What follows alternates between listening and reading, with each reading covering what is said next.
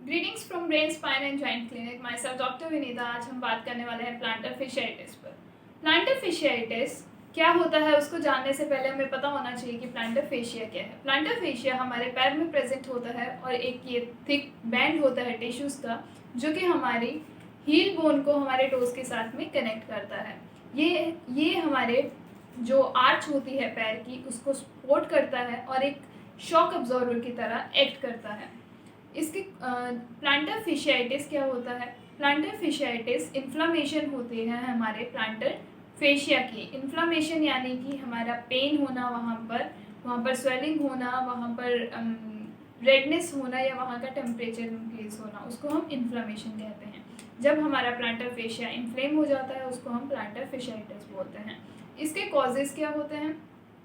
जब हमारे plantar fascia पर रेपिटेटिव स्ट्रेस और स्ट्रेन पड़ता है, यानी कि हमारे जो प्लांटर फेशिया होता है उसका प्रेशर जो है वहाँ पर बहुत ज़्यादा हो रहा है, लाइक बार बार हम रन कर रहे हैं या फिर जितना वो प्रेशर सह सकता है उससे ज़्यादा प्रेशर वहाँ पर आ रहा है, तो उसकी वजह से वहाँ पर इन्फ्लामेशन हमें देखने को मिलती है। इसके रिस्क फैक्टर्स क्या होते हैं?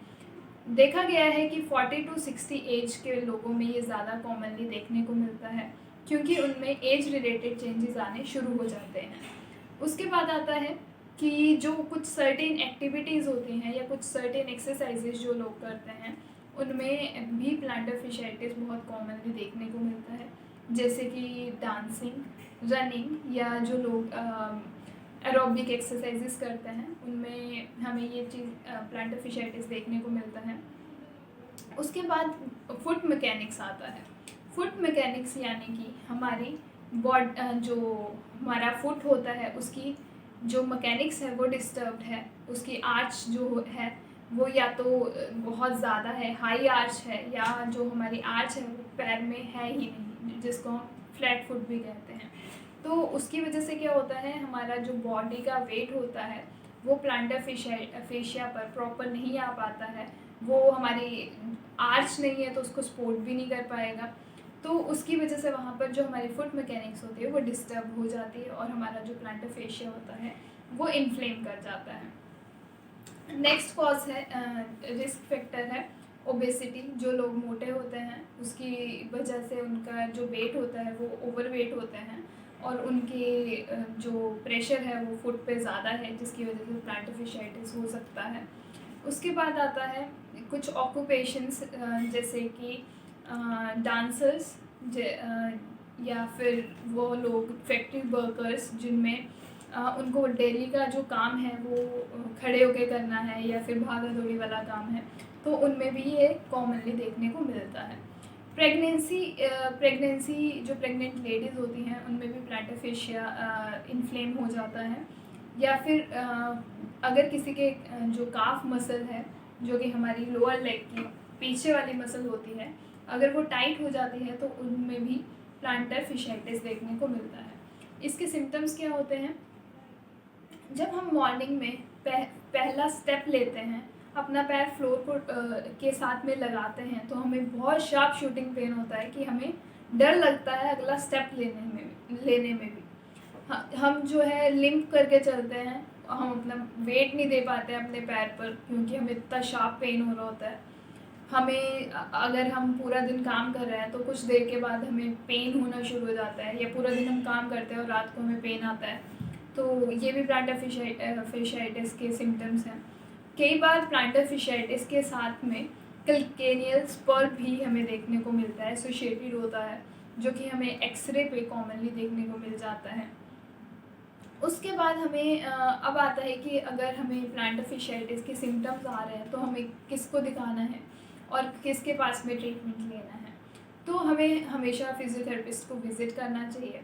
फिजियोथेरेपिस्ट क्या करेगा, जो आपका टाइट फेशिया है उसको वो रिलीज़ करेगा। अगर आपका फुट की मैकेनिक्स ख़राब हो गई है तो वो उसको भी करेक्ट करने में हेल्प करेगा। अगर आपकी हाई आर्च है तो कौन से वेजेस आपको चाहिए, कौन से इंसोल्स आपको चाहिए, या आपके जो फ्लैट फुट है तो आपको कौन से इंसोल्स की ज़रूरत है, वो सब आपको फिजियोथेरेपिस्ट डिसाइड करके देगा।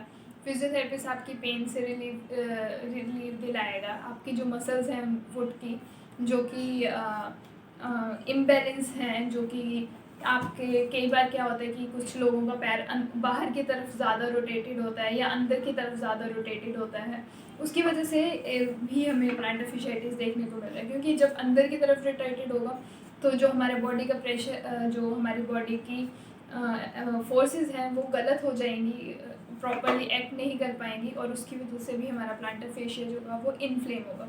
तो फिजियोथेरेपिस्ट आपको प्रॉपरली असेस करेगा और आपका ट्रीटमेंट प्लान करेगा। सबका ट्रीटमेंट जो होता है वो डिफरेंट होता है। हो सकता है कंडीशन सेम हो, दो लोगों को प्लांटर फेशिया हो, प्लांटर फिशाइटिस हो, तो दोनों का जो ट्रीटमेंट होगा वो डिफरेंट होगा। क्योंकि हो सकता है जो फर्स्ट वाला पर्सन है उसकी बॉडी मैकेनिक्स कैसी है वो डिफरेंट होगी, और जो दूसरा पर्सन होगा उसकी बॉडी मैकेनिक्स डिफरेंट होगी। तो जो ट्रीटमेंट होता है वो हमेशा इंडिविजुअल बेस्ड होता है। वो हमें आजकल बहुत सारे सोशल मीडिया पे या फिर गूगल पे हम देख लेते हैं ट्रीटमेंट, और हम सोचते हैं कि वही ट्रीटमेंट करके हम ठीक हो जाएंगे, पर ऐसा नहीं होता है। हो सकता है वो जो ट्रीटमेंट होगा वो आपके लिए सही नहीं है और आपकी कंडीशन को वो और वर्सन कर दे।